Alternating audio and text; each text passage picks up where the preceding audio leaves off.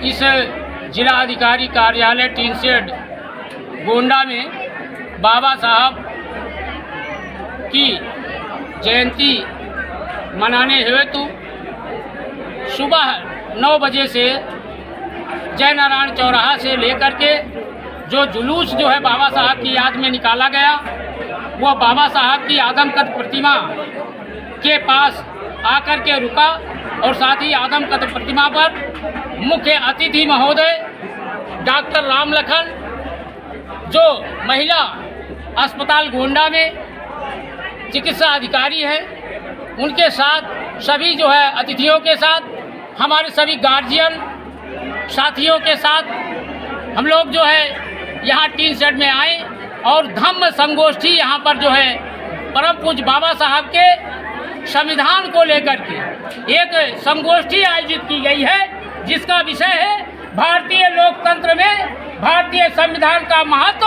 एवं डॉक्टर अंबेडकर का भारतीय जनजीवन में योगदान। इस विषय पर हम सभी जो है साथी यहाँ पहुँचे हुए हैं, अपने अतिथियों का विचार सुनना चाहते हैं और साथ ही साथ इस देश को समतामूलक इस देश को जो है भातृत्व भाईचारे का देश बना करके सर्वजन समाज के लिए सर्वजन समाज के हितों के लिए देश बना करके देश को मजबूत बनाना है। जब देश एक मजबूत राष्ट्र होगा, इस देश में का मान सम्मान गौरव विश्व में स्थापित होता है। यही हमारी अभिलाषा है। यही अभिलाषा जो है इस बाबा साहब डॉक्टर भीमराव अंबेडकर जयंती समारोह समिति जनपद इकाई गोंडा की है।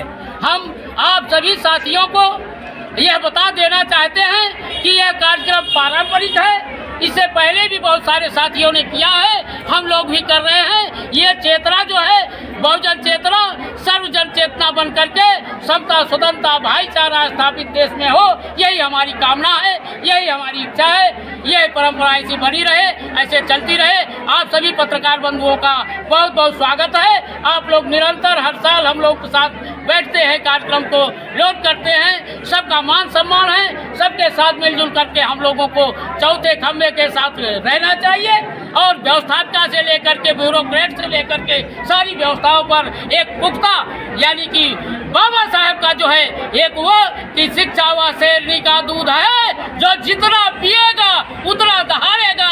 आज ये पढ़ा लिखा समाज आपको टीन शेड भर करके दिखाया है और यह चेतना है, ये बाबा साहब की चेतना है। ये ऐसे जगता रहे देश और देश विकसित होता रहे। जय भीम। इसका क्या राज है? जिस तरह देखा जा रहा है पिछले की अपेक्षा की तरह से इस बार जो काफिला देखने को बहुत बड़ा जनसैलाब देखने को मिल रहा है, इसका जो है प्रभाव जो है विगत वर्षों में जो बात सदियों से होती थी, सताए गए थे, वही आज़ादी के बाद रोजगार छिना है। आज़ादी के बाद लोग जो है झोपड़ी में रहने को मजबूर हुए हैं। आज़ादी के बाद जो है समाज जो है विभिन्न समस्याओं से गुजरा हुआ है। आज उसी का परिणाम है। देश जो है सरकार से विभिन्न देश के विभिन्न राज्य सरकारों से दुखी है। अभी भाजपा सरकार ने भी मुख्यमंत्री ने ऐलान कर दिया है कि बाबा साहब के जितनी भी प्रदेश के अंदर गएगा उनको बाउंड्री वाल काम करने के लिए काम किया जाए। भारतीय जनता पार्टी के कार्यकर्ता बूथ स्तर पर बाबा साहब के मिशन को लेकर के आज नारा लगा रहे हैं कि बाबा साहब का मिशन अधूरा, योगी मोदी करेंगे पूरा। हम ये कहना चाहते हैं, राजनीतिक रोटी सेकने के लिए बाबा साहब का नाम जो है विभिन्न राजनीतिक दलों के द्वारा लिया जाना बेईमानी है। अगर यह काम पहले से इनके द्वारा होता तो हम मानते थे, करते थे, कर रहे हैं, करेंगे।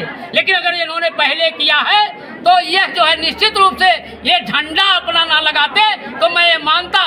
जैसे बाबा साहब की प्रतिमा पर भी झंडा लगाना, इनके पार्टी का झंडा लगाना, क्या मैं किसी पार्टी से नहीं हूँ, लेकिन झंडा नहीं लगा है। ये पार्टी ये कुल मिला करके इनके द्वारा जानबूझ करके लगाया गया, लेकिन वो पहले से लगा रहा होगा। कहीं भी आप प्रतिमाओं पर देख लीजिए, बाबा साहब को इनका राजनीतिकरण नहीं होता है।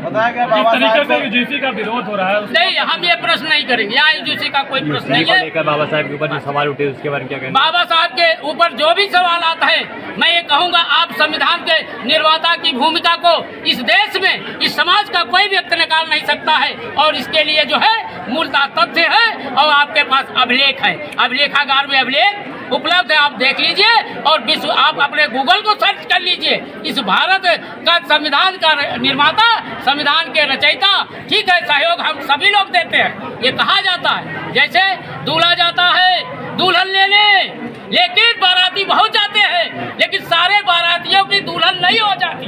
उसी तरीके से संविधान का निर्माण करने वाले बहुत सारे लोग रहे थे, लेकिन उसके दूल्हा बाबा साहब थे, अकेले थे। बाबा साहब नहीं होते तो अंग्रेज भारत को छोड़कर नहीं जाते। धन्यवाद।